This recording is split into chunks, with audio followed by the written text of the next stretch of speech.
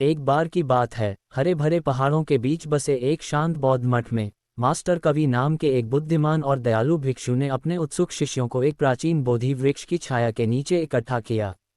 सूरज की सुनहरी किरणें पत्तों से छनकर आ रही थीं और हवा की हल्की सरसराहट दिन की शिक्षाओं के लिए माहौल तैयार कर रही थी।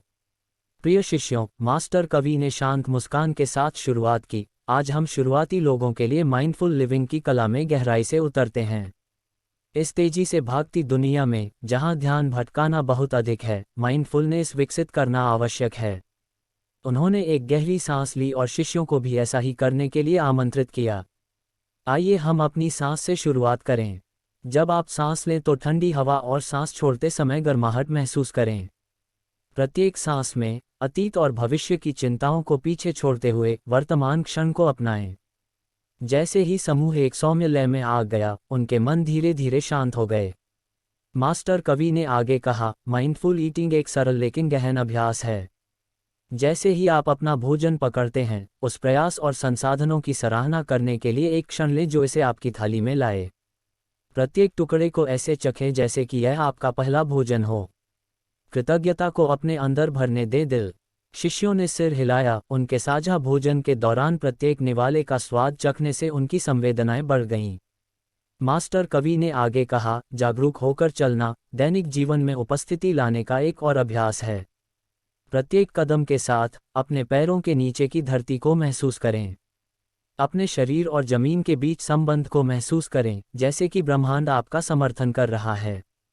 शिष्यों ने हरे भरे बगीचों में धीमी और जानबूझकर टहलते हुए उनका अनुसरण किया। उनके कदम प्रकृति की लय के साथ तालमेल बिठा रहे थे। मास्टर कवि ने सलाह दी, जैसे जैसे दिन ढलता है, अपने भाषण पर ध्यान देना याद रखें। ऐसे शब्द चुनें जो उत्थान और प्रेरणा दें। बोलने से पहले अपने आप से पूछें कि क्या आपके शब्द सच्चे, दयालु और आवश्यक हैं।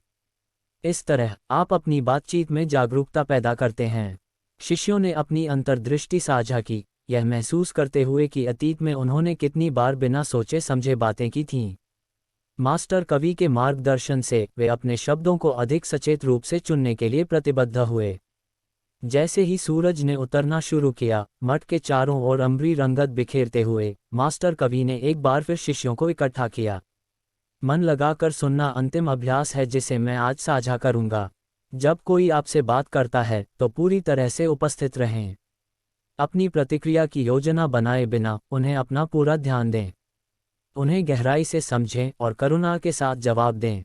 शिष्य जोड़े में लगे रहे, बारी बारी से बोलते और सुनते रहे। उन्हें इस बात पर आश्चर्य हुआ कि वास्तविक उपस्थिति के साथ किए जाने पर ये आदान प्रदान कितने गहरे हो गए। समय बीतने के साथ 10 मिनट साझा जागरूकता की अनंत काल में बदल गए। मास्टर कवि की शिक्षाएं शिष्यों पर गहराई से प्रभाव डालती थीं, जिससे उनमें जागरूक जीवन जीने के बीज समाहित हो जाते थे। उस दिन के बाद से उन्होंने अपने सभी कार्यों में सचेतनता का अभ्यास किया, खाना, चलना, बोलना और सुनना। और इसलिए बोधि वृक्ष के नीचे शांत मठ के बीच सचेत जीवन जीने के एक सरल पाठ ने उन शिष्यों के जीवन को बदल दिया और अधिक जागरूकता, करुणा और आंतरिक शांति के साथ दुनिया को छूने के लिए बाहर की ओर तरंगित हुए।